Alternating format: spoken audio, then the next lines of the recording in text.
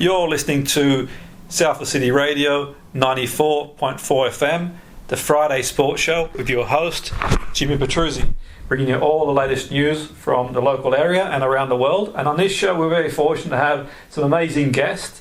We have world-class athletes, sports people, footballers, coaches, media experts, many people associated with sport and beyond sport as well, who have roles related to sport and change and getting the best out of yourself and so on and so forth. And it's a fascinating show. We have some amazing guests. Today we've got a fantastic guest who's been very kind to join us on the show, and I'm sure he's really busy and has a lot to do, and he's been very kind to join us on the show. Many people speak highly of him, and his work is incredible. He has worked with many people over many years, and I'm sure he'll tell us more about the work he's done. He's a change management catalyst, a professor of organisational psychology and change. Damian Hughes, welcome to the show. Great to have you on board. Thanks for inviting me, Jimmy. It's brilliant to speak to you tonight. Yeah, great to have you on board. And Damian, in terms of yourself, our listeners are probably wondering, what does the change management catalyst do? I mean, what does your sort of role involve? Yeah, it's a good question. That phrase, a change management catalyst, is a pretty abstract term, so it deserves a further explanation. I do a lot of work with. I work across three main sectors. To be honest, Jim, I work in business, I work in education, but predominantly most of my work is in elite sport. And I often work with sort of coaches that are looking to improve performance, and to make an improvement requires change to happen. So my background is very much around the psychology of change and helping people understand how they can make changes that last and that make a difference. That's really interesting, and change. And why is it difficult, do you think? Why does change bring its challenges, Damien? How do you sort of see it? You're obviously an expert in that field, and what's your take on why change can be challenging? Well, often change is about changing behaviour. So if you think about it in really simple terms, if you want to lose weight, you need to change behaviour in terms of whether it's your eating patterns or your exercise habits. You know, if you want to make an improvement in a business, it's about how do you behave differently with your customers. So all change relates to behaviours. Now, what we know is that our brains are effectively pretty lazy creatures. So what we do is we learn a concept called heuristics. We learn mental models really early on in our life. And a lot of these mental models work really well for us. So you take a really simple example. You learn, for example, that when you flick a light switch, the electricity works and the lights come on. So you get to an age where you stop being surprised by that. And our brains love these patterns of behaviour. Just take another really simple example. Think about when you go and order a coffee. Now, I know we're in times of lockdown at the minute, but take the example of a visit to a coffee shop. Yes. When you think about the amount of decisions you're required to make when you get into that coffee shop, it actually is more significant than you might assume. You walk in there, they want to know what size cup do you want. Then you decide what type of coffee bean do you want. Then is there a style of coffee you want them to make it in? After that, do you want milk? If you do, is it skim, semi, full fat, soya, or anything else? And then are you going to flavour it? What sugars or syrups are you going to do? Now, all those decisions quickly start to add up, and your brain doesn't like having to do all the work to decide it. So you make a decision what your favourite coffee is. And you don't procrastinate next time you go in, you just order the same one. So our brains like getting into these patterns really quickly. So sometimes these patterns of behaviour can be really successful, but when you want to do something different or get a different result, these patterns of behaviour need to be shifted. And that's where it's about helping people to recognise those patterns and then understand what the changes required to get into a different way of thinking. Yeah, so interesting you say, and so would you say that that there's possibly a cognitive limitation in the sense where these sort of mental shortcuts serve us well to the point that we can make sort of general rational choices, but there's a limit to these rational choices based on our own experience. So we're weighing things up. It's almost like a cost benefit in terms of, should I, shouldn't I, or do I just stay with the devil I know type thing? And is it easier to sort of just stay in the situation I'm in, even if it's not so great? Well, that's a really good question, Jimmy, because then you start to get into the area then in terms of motivation and engagement. And when you think about motivation, for you to do anything different is about about choices that you're making. And I often think that when you do anything, you boil it down. Motivation can be boiled down to 3 choices. We talk about you do things through desperation, you do things through rationalisation, or you do things through inspiration. Yeah. So when you do things through desperation, you go, I've got to do this. I feel like I have to do it. People's language betrays it. When you talk through rationalisation, you go, I should do it really. And then when you do it through inspiration, you go, I get to do this. I'm really excited. I'm looking forward to it. So they're all valid. They're all valid reasons that get you to do something different. But the one that will sustain you for longest, the one that will help make change happen a lot easier, is when you're clear about doing it through inspiration because you want to do it. And helping people to identify what do you want as opposed to what do you not want is a really powerful way of getting people then to stop and think about their behaviours and the patterns that they're in.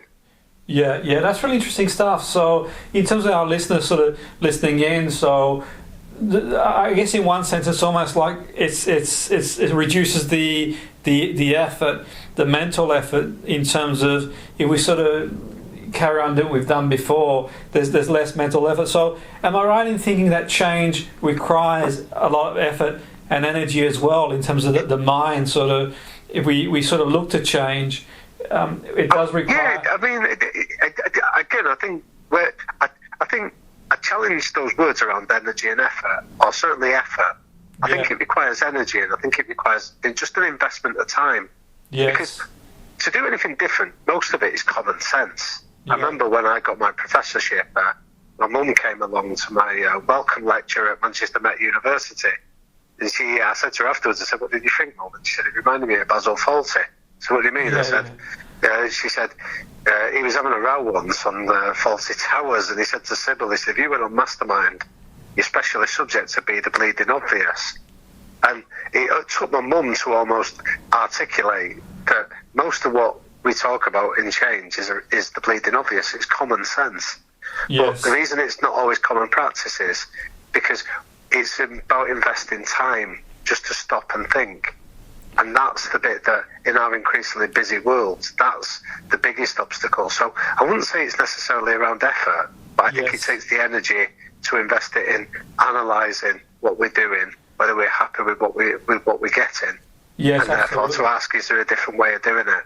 Yeah, it's a really interesting point you made. I think that's quite fascinating in the sense that, okay, so we've got this sort of world that we live in with so much information at the moment. There's probably never been a time that we're exposed to so much information, but I suppose you could say our brains can only process so much. And I think the other challenge might be, for example, that if we try and analyse every little piece of information based on every decision, we wouldn't really get out of bed in one sense. It'd just be, where do we go in terms of getting things done? So would you say the information we're exposed to in the world that we live in, we probably make these biases even more than we have done before? Or would you say that the information provides us with more of an outlet?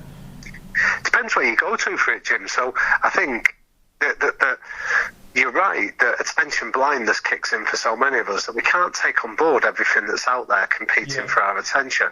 So that requires us then to be a little bit more discerning about, well, where do you take your information from?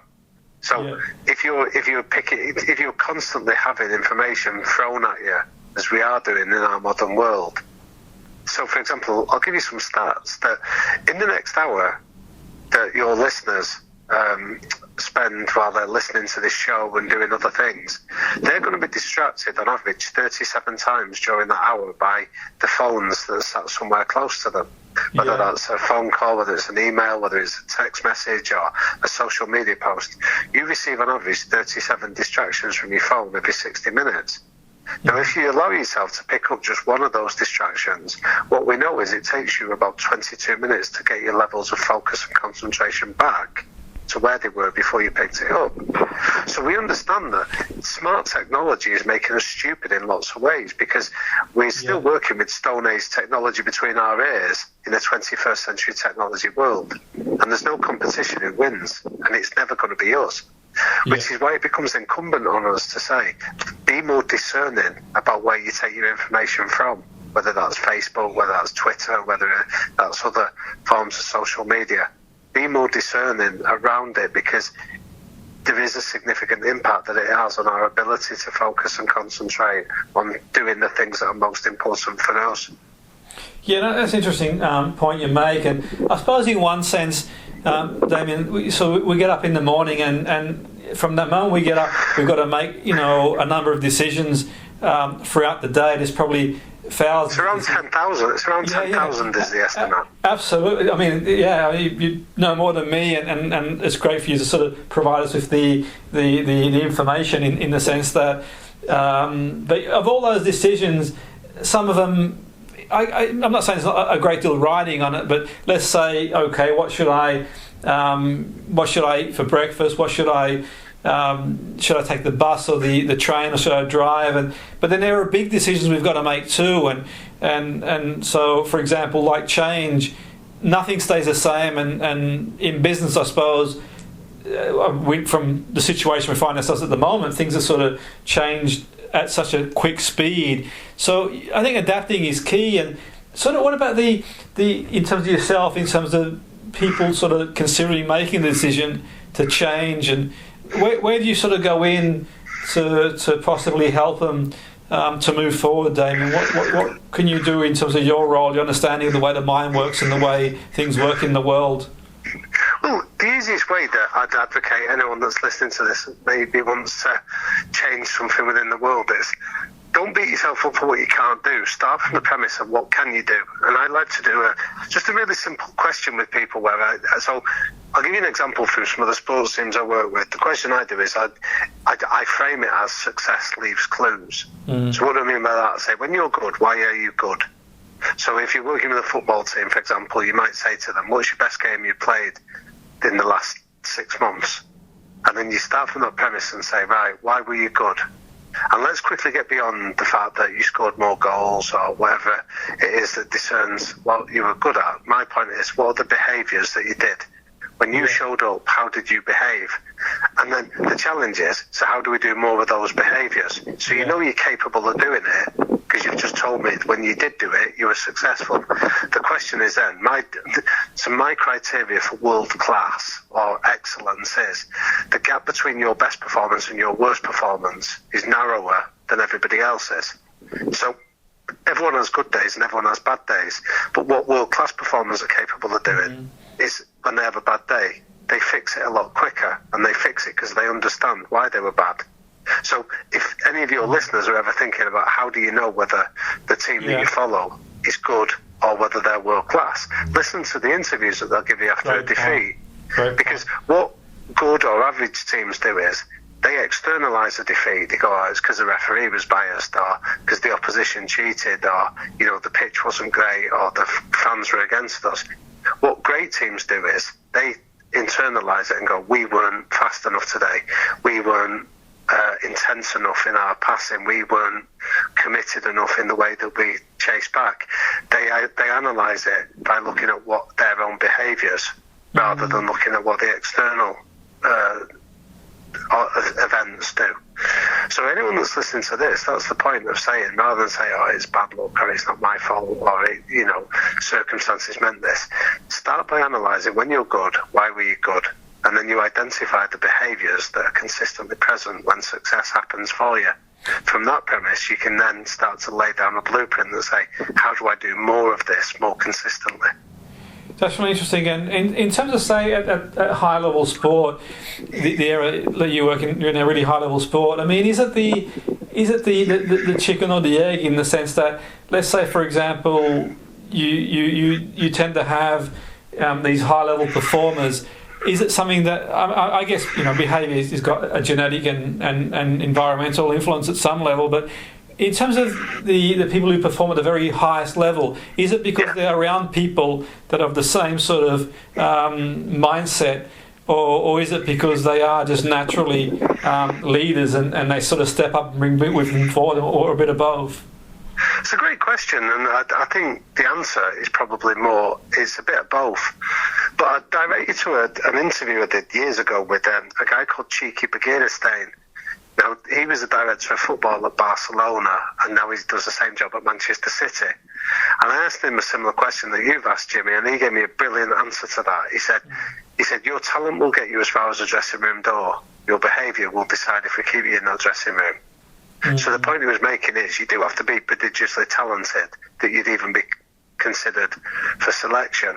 But then it's how you behave that'll decide whether they'll keep you in that environment. So there's a bit around talent, and then there's a bit around your behaviours and your conduct.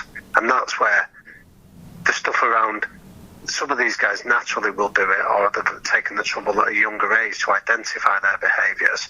But then if you're in an environment where people are clear about what's expected and the standards of you, your inclination is you want to live up to those standards rather than get into the comfort zone that falls short of them. So I'd say there's a little bit of both there. Some of it's genetic, but a lot of it is about learned behaviours. No, absolutely. And what I find really interesting too is, like, for example, for our listeners is, let's say, for example, you get a top team in the Premier League playing against a team in League Two in the FA Cup, where on the day the League Two team can raise their game, get a result, maybe even win the game, but then the week after they play against another League Two team and they struggle.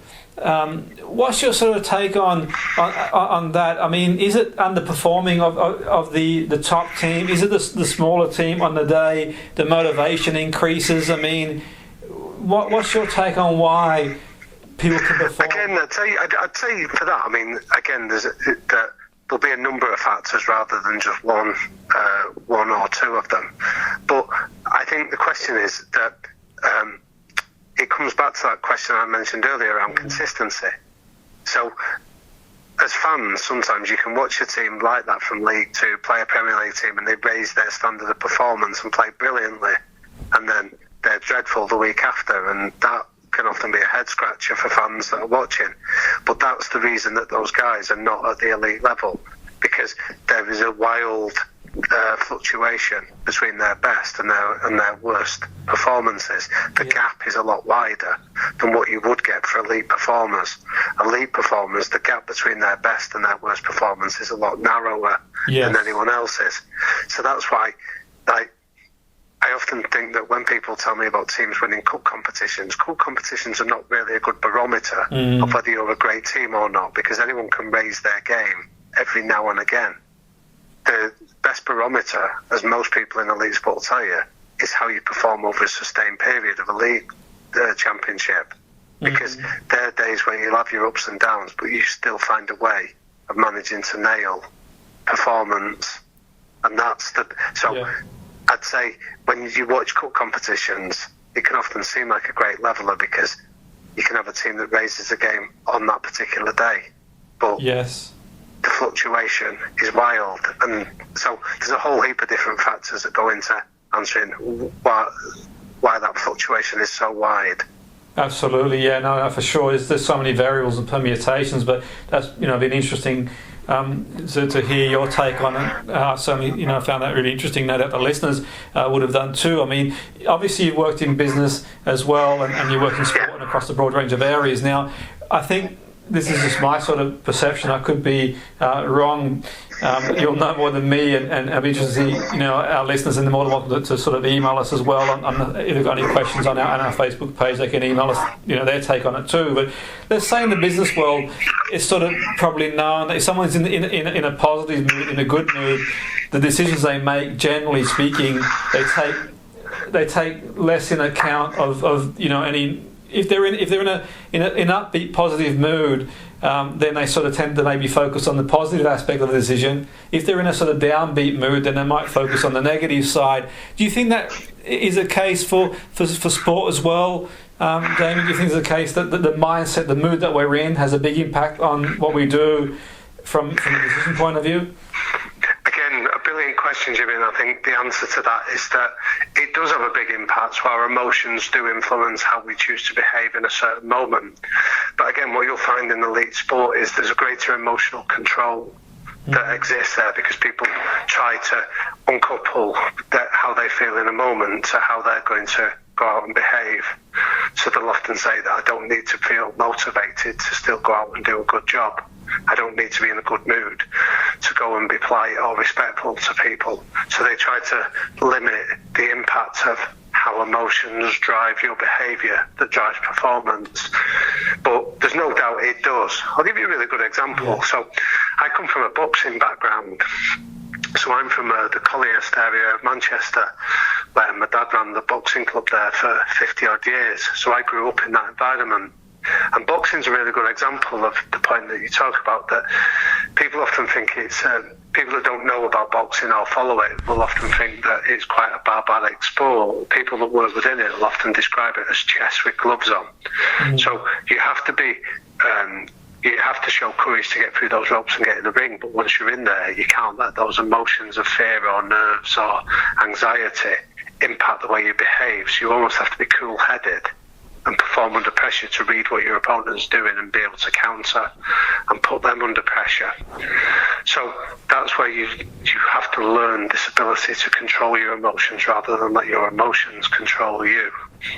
Yeah, that's interesting stuff, and that's, I think certainly in challenging times that's probably even more evident as well, because it's easy to sort of get on that sort of emotional roller coaster in one sense. In terms of yourself, David, I'm sensing that boxing has had a big part to play in your development. It's quite an interesting road that you've sort of taken into your environment. I mean, how did you get into doing what you do? I mean, it's quite interesting you say that the boxing gym there in Collyhurst. No doubt that seems to have influenced your sort of the way you sort of do things. But how did you sort of get into what you do, and how much of an influence did your background have on you to pursue the road that you've taken?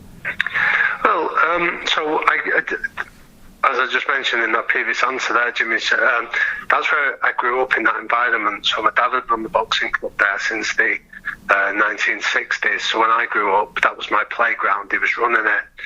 And for anyone that doesn't know it, the area isn't necessarily the best that's out there. It's often categorised as one of Europe's most poorest and deprived areas. So that gives you an idea of a lot of the social deprivation around there. And what I was witness to from a young age was just the power of culture, the power of an environment and how it can shape behaviour. So take a really simple example, that one of the behaviours that was around discipline. So you weren't allowed to come into that environment and start effing and blinding. And the reason for that wasn't some kind of moral judgment. It was just that if you don't have the discipline to keep your mouth shut rather than just effing and blinding, that lack of discipline will leak into other areas, and that'll cost you in a boxing ring. You'll get yourself hurt. So discipline was this idea of being really clear about a behaviour that drives performance. Now, I saw that from a young age, and I saw kids coming in that had never laced a pair of gloves on, and I was fortunate enough to see their journey right the way through to becoming Olympic fighters or world boxing champions. So I was seeing both the art of great coaching, but also how environment can influence that from a really young age. And we often say at university, we don't do research, we conduct me-search. We try and make sense of our own stories and our own lives. So from quite a young age, that was really my interest in terms of the psychology of coaching, but more importantly around culture and how that can shape performance, which is what then led me down that road. Now, I've been really lucky that I've worked on the coaching staff of quite a number of teams in the Premier League football, in the rugby. I'm currently working on the coaching staff of the Scotland Rugby Union team, and then I've worked with a number of other individual athletes as well that look at precisely this. And I've been lucky, I've wrote some books in the time that I've tried to take some of those lessons and share them with readers that might have a similar interest in harnessing the power of it in their world as well. Yeah, that's really powerful stuff, and I think it's an inspirational story, your own, David, in the sense that you sort of, Salford Radio, this area, Swinton, Salford, it's a very working class area. People are. Salford have produced some great fighters over the years, and I'm well familiar with it. And it's like a real, salt of the earth area. Generally speaking, people are. It's a real communal feel, and in some respects, obviously, you mentioned, Collyhurst there and the deprivation there, and I think that it sort of shows that if you've got a goal and you pursue it and you work hard, it wouldn't have come easy. I know how difficult university is. You've got to apply yourself and work really hard to get there, and so on and so forth. But also, the work you've done, you've written books, you've worked with some of the most high-profile people and sporting establishments in the world, but you still have this sort of degree of humbleness about you, Damien. You haven't sort of lost that sort of authenticity. Oh, well, thank you. That's really kind, Jimmy. I appreciate that. It's a great thing, and I get to interview a lot of people and meet a lot of people, and sometimes, for the most part, I would say a lot of people do sort of remember, where they've come from and so on and so forth. But in terms of yourself, I mean, what's it been like, the sort of your journey itself to go on to uni, become a professor and sort of go on to some of these huge establishments? In terms of your own journey, I mean, you seem to have taken it in your stride. Did you ever sort of, what's the journey been like for yourself? Yeah, well, thank you. I really appreciate the kind testimonial there. But I think that's a really important point about trying to stay authentic. And I think I'm lucky enough that, I've come from a good family and I've got good friends and influences around me that I think if you ever try to get big-headed or a bit too big for your boots, they'd quickly step in and sort of remind you of your real place in the scheme of things. So I think that's really important, and I think some of it comes from just having a really clear sense of your own values. Do you know what I mean? That being really clear of humility is a really important value. Because if you're not humble, you can't listen to somebody. If you can't listen, you can't learn. If you can't learn, you can't improve yourself. So humility is a virtue that I've seen from an awful lot of high performers. I remember Alex Ferguson talking about it, about Ryan Giggs, that he said that he said he would listen to anybody if he felt they could improve his performance. Yeah. But then he also said he had a highly attuned bullshit detector that existed in his head as well. So he'd listen to anybody, but he'd be critical, and he wouldn't just assume what people were telling him just off the bat. So he's a great example of a Salford lad that has got that virtue, that relates to it. Yeah. And I think that's been a really an interesting observation I'd share with on that journey that you were mentioning there, is that I think the more successful people I've been fortunate enough to work with or to meet and interview, I think their normalness is the thing that will often throw a lot of people, just how down to earth and how humble and normal they are. And I think you can almost take that for granted, but I think what I read from that is that they don't get caught up in the hype. They don't start thinking that they're the be-all and end-all in every aspect of their life. Yeah. They recognise what they're good at, and they also recognise what they're not good at, and they've got that sense of awareness around that.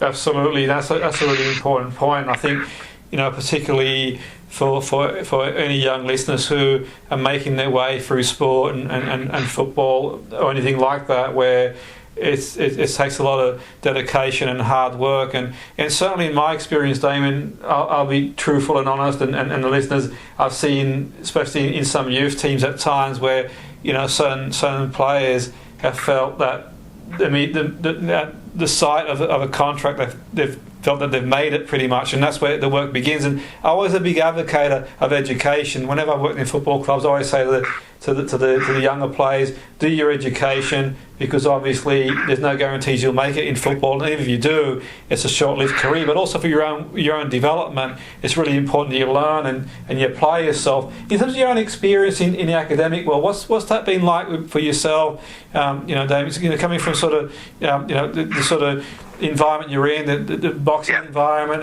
and obviously at that point in the area, I'd be curious to know how many people went on to aspire to go on to uni and to sort of go as far as you did. But what was it like in terms of the world in academia? How have you found it yourself in the time you've been in that environment? Yeah, again, it's a really good question. I think the reason I went down the academic route is that my dad saw me boxing and very quickly realised I was hopeless. So he said, "You better actually start studying." And I think I've always had the view that I wouldn't regard myself as particularly clever, but I'd regard myself as curious, and I'm a hard worker. So I'll be prepared to, if I'm curious about something, I'll work hard to try and explore and understand a topic in more depth. And I just think that again, we talk about values, and I think that willingness to just graft is there in any culture or any environment where people want to be successful. I mean, you were mentioning that your work, when you see it with sort of youth team players in the clubs that you work in, I think that's a really powerful point. And as you were saying it, I was reminded of I've been doing a podcast series recently, and the interview I did just before the lockdown was with Robin van Persie. Yeah. And I think one of the things he'd spoken about is consistent with a lot of the themes of these high performers that they're talking about, is the fact of their peer group and their friendship group is really important as to whether you go and pursue high performance, whether that's in education or sport or business or any other walk of life. Your peer group is really critical. And Van Persie was a really interesting one, that he said that I asked him the question, I said, when do you feel that you actually grew up? And he said it was about when he was 25. And he said, and part of that was that he realised that although his talent was getting him to a fairway, he felt he was being held back. And when he did an assessment of it, he said there was two of my mates that I'd grown up with from being a kid that just couldn't come on the next stage of my journey with me. He said because they wanted to live a very different life, and they wanted me to pursue a very different lifestyle than where I wanted to go. And he said, and I had to sit down and have a really honest, difficult conversation with them that said, I love you, you've been a really important part of my life, but you won't be a part of it going forward. Yes. And I think recognising that from a young age, the younger you can learn that, is really important. That we might grow up with people from a certain environment, but you've got to be clear about what you want, and sometimes that requires you to have the strength of character to go in a different direction than other people. And that was very much a lesson that I've learned along the way as well. And do you think it can be difficult sometimes for some people to say, I need to sort of get around the proximity? That in itself, in terms of change, can be challenging in its own. Do you not think, Damian, where you got this sort of set of friends or people around you, but then all of a sudden you sort of decide, I'm going to go to a new peer group or something like that? Do you think that can be a challenge for some people to sort of break away from that sort of social group, or get around people who want the best for them, and vice versa? Definitely. So again, we were talking about so when I work in football clubs, this is a really interesting question that you ask around who are the leaders within that environment, who are the people that set the tone. So if you've got leaders within that environment that believe in taking shortcuts, or believe in bullying younger, weaker members of that dressing room, or behaving in a snide, underhand way, you're going to have a pretty toxic culture quite quickly. Yeah. Because we're all pack animals, we're all social creatures by nature, and within any social group there are always leaders or alphas within that pack, and they set the tone for it. So think about it with kids, that if you've got a group of mates and you've got ambitions to go on and do well in your school exams, and you've got mates that think it's a waste of time and think that you should be out and about on the street corners or messing about in the classroom, that's a really powerful urge then, because we want to fit in, we want to be part of the group, so we're likely to follow what those leaders are doing. And that's why giving people that awareness to say, maybe that group isn't the right group for you to be a part of then. Maybe you need to uncouple yourself from that and go and join a different group that shares similar ambitions and aspirations. That's incredibly powerful, because our instinct is we do want to fit in. So the question is, are you part of the group that's moving in the same direction that you are, or are they taking you on a different pathway? Yeah, absolutely. That's a powerful question. I think with that, it's quite interesting, because I've had many conversations with people over the years about physiological development and players being released early, in the sense that they may have developed physiologically, and had they've had the chance to be at the club a few more years, they might have made it, and we see players get released and come back. But I've always made the point, psychological development. So, for example, you've got the prefrontal cortex. In a teenager, it's still developing. And you mentioned there, Van Persie, really interesting where you said at 25. I mean, generally speaking, the prefrontal's probably not developed until that age, but then you've got the teenager relying on their limbic brain more so to make these big decisions like what will I do for the rest of my life as a career, and and so on and so forth. And do you think maybe there is scope to reevaluate the not necessarily education, the way we've sort of done things for so long, where you're making the decision very early on in life that sometimes people feel they can't go back on. So for example, you make a decision at 18, 19 to be one thing, but then at say 27, 28 you say, well actually, you know what, I prefer to sort of do something different. Is that something you sort of come across yourself, Damian? Or? Yeah, very much. Again, this podcast series I was talking to you about, I interviewed a really interesting social media entrepreneur. He's only 27, called Stephen Bartlett, and just sold his business for around 55 million. And you speak to him, he sort of left the education system as soon as he could. And part of it was that I asked him a question where I said to him, not how clever are you, but how are you clever? Because I think that's a really interesting question that says intelligence isn't just measured by how good you are at maths or English or how good you can add up. Intelligence, some people are socially gifted, some are physically gifted, some might be musically gifted. And yet, if our education system doesn't recognise that, how many kids leave school thinking they're thick? And the reality is they're smart, they're just not smart in ways that the education system necessarily measures. So I think that his case, that this Stephen Bartlett I'm talking about, he recognised quite early on, about 17, 18, he just went, this isn't doing anything for me, but I've got all these brilliant ideas and I've got this ability to connect people and sort of develop it. And he just felt the sooner he got out there and learned his lessons and made his mistakes, the better things would be for him and people around him.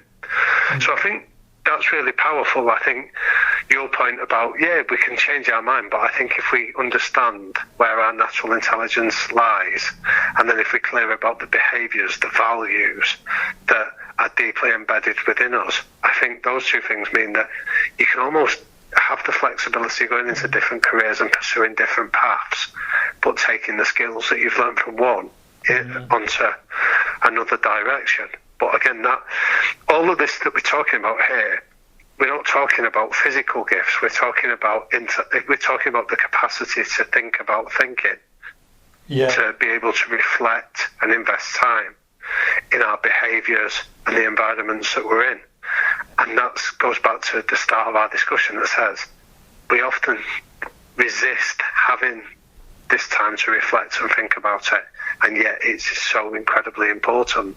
Absolutely. And I mean, what are some of the ways that that obviously everyone's different, and not recommend any everyone's got to find their own way, and obviously everyone's got their own way. For me, meditation I find quite useful to just rest my mind, and when I meditate I'm not looking for any epiphany or any answers, just purely give my mind a rest, so to speak, and by putting it and getting my mind in a certain state, I find it quite useful afterwards. It's almost like refreshing. But in terms of yourself, to sort of for that sort of awareness, introspection, do you have sort of different processes you use with the people you work with, Damian? Or I'm not familiar with meditation in terms of I know what it is, but it's not something that I practice or that I know enough about. But I do recognise the value of it. So I'm a real advocate of people that have discovered it and explored it, saying, do it like anything. But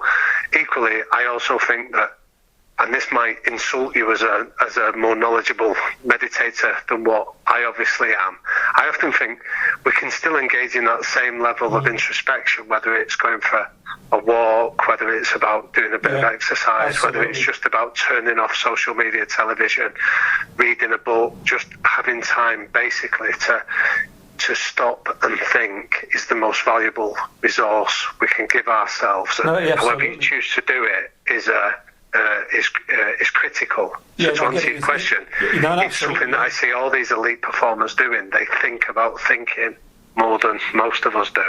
Yeah, no, absolutely. That's a great point. I'm actually glad you mentioned that, because I think that sometimes there is a misconception about meditation as well. For me, is sort of being in the moment. It can be going for a walk and being in that moment, just sort of cutting out the distractions and just being in the moment, in the sense that away from the sort of cliche that we hear, and I think that's an important point. And I suppose in saying that, there is a sort of that sort of flow state that we can go into as well, which is different in many ways to meditation, where the sort of the flow state, people can get into that sort of zone where it's almost like things are happening without. I think it was it Mihai Csikszentmihalyi who wrote the. Yes, that's right. Yeah. That's right. Yeah, and that's really. You pronounce it better than I would.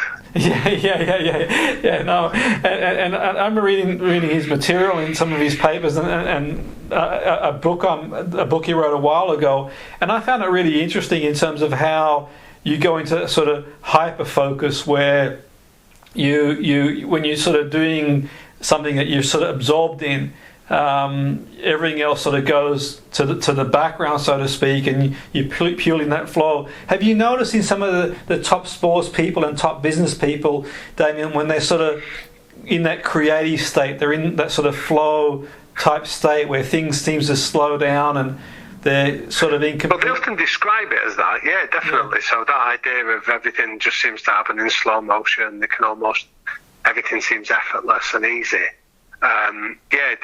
That's common that you'll hear. Especially athletes really seem to recognise when they're in that place, and it's one of those eternal quests to get back there as frequently as they can. Again, but then that goes down to the idea of, you look at your environment and say, well, what facilitates that?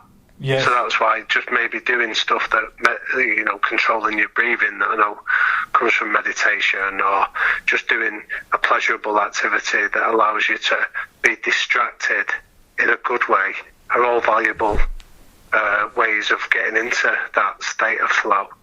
Absolutely, and that's really interesting that you say. And in terms of yourself as well, Damian, reflecting back on your career, you've had some huge accolades of many people. Was it Sarissa Branson one as well? I think you put a quote or something along about the work that you do. I mean, yeah. I mean, that's obviously someone who's sort of done as well as he's done in business type thing. And I mean, in terms of yourself, sort of what's your take on that? I mean, what are your thoughts, and what's your perception of getting an accolade of someone of that sort of stature in business? So I was fortunate enough that I got to know Sir Richard 20 odd years ago now. And I was fortunate enough to spend some time interviewing him for some work that I was doing at the time, and spent a bit of time with him.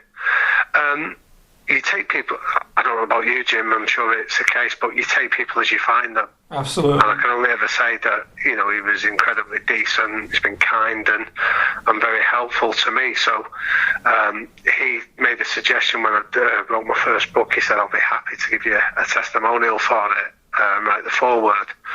Now, to understand that, he doesn't do that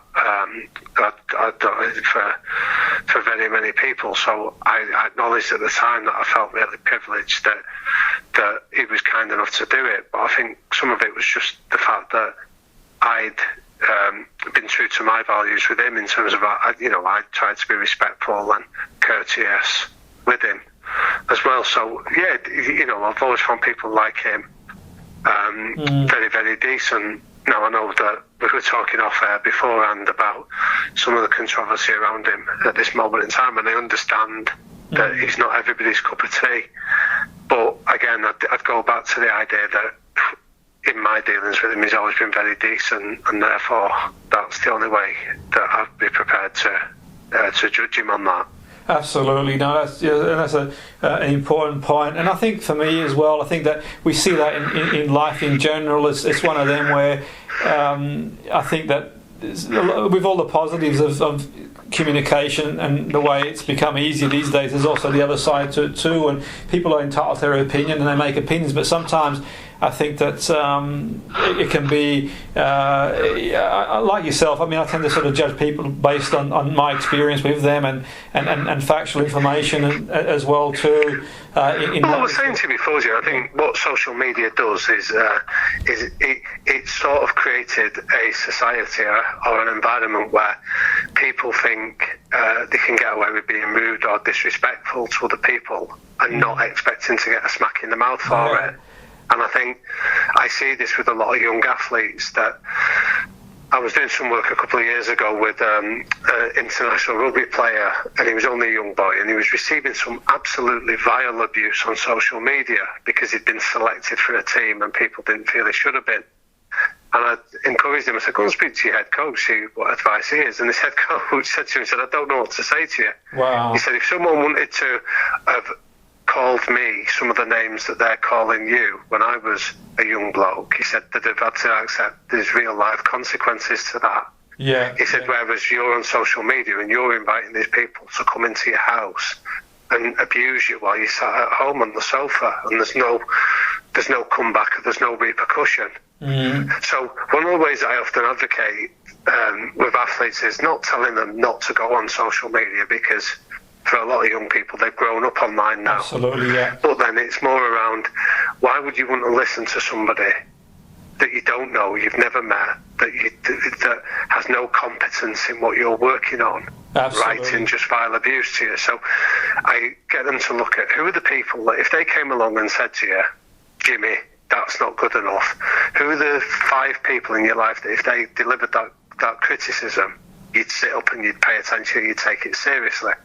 For most young athletes, they go, my parents, it might be a partner, it might be a coach, or it might be somebody a childhood friend. So you go, right, does this person writing that you're a so-and-so on social media, do they fit within that criteria? And the answer is no. So just don't read it, don't pay attention. Because it's a great example of what's known in psychology as the Dunning-Kruger law. Yeah, absolutely, yeah. Now, the Dunning-Kruger law says if you're good at something, you're intelligent enough to be able to explain why you're good at it. But on the flip side, if you're bad at something, you're too stupid to know why you're bad at it. Absolutely. So when people sit on Twitter and they write about, I could play better than Paul Pogba, for example, they don't understand how difficult the skill that Paul Pogba is trying to execute is. Yes. To understand just how bad they would be at doing that under pressure. Which is why I'm not using him particularly as an example. No, that's a great point. That's why people like that. Yeah, why would you go on and read comments from people? No, it's a great point, and I think that certainly the Dunning-Kruger effect, we see it sometimes. Sometimes we see people they're very knowledgeable and great at what they do, and they're apprehensive about sharing it, but you get people who aren't necessarily experts in the field, but they seem to know and have an answer for all things to the world's problems. Really, I think it's a great point you make there, because it's hard. I think unless we're in someone's shoes, it's difficult to make a judgment sometimes, and we can all sort of see a football and think, okay, they're doing this and he's doing that or she's doing this or whatever. But the interesting thing is, until we're in their shoes and think, okay, here's a young lad or a young girl, whatever, living abroad in a different country and have to sort of change and adapt, and there are all these things that we don't sort of see, and I think that's an important point you make there. But I think a huge takeaway for our listeners for sure is what you've mentioned there is sort of see where the criticism is coming from. That's a big thing, really, because I'm not sure if it was Winston Churchill quote where he said if you sort of threw stones at every dog that barked, you wouldn't get anywhere type thing. So there's no point sort of retaliating in the sense that I personally, my sort of what I suggest to people sometimes, Damien, is sort of treat it as a compliment in one sense, and that sort of baffles them. And the fact they've taken the time out of their day, it's like, I mean, we've all had criticism, and I remember one time, even myself, I was subjected to a bit of criticism. I said, if anyone's going to waste a second of their life criticising a middle-aged bozo like me, there's something seriously wrong, man. It's like thinking, goodness me, if you got a minute spare in your life to sort of write some nonsense about a bozo like me who just couldn't give two hoots, You know, and that's the sort of thing sometimes, like, you know, I'm not making light of it, it's not nice, don't get me wrong, but on the other side of things too, there's a big picture as well, and I think that I take that point that you made there, I look at who's saying what, and if it's someone that I think is credible, then I'll listen. If it's someone I think, okay, well, where they're coming from, then it's just an indictment on them. I was telling you, we were speaking off air. I've been in this podcast series with a great guy. He's a presenter on BT Sport, and the pair of us, me and he's called Jay Comfrey, have been fortunate enough to go and meet people like Van Persie I mentioned earlier, and Chris Hoy, and we're just talking to them about their work and why they're good at what they do, and they've got some really good insights. And I remember sort of looking at this Jacob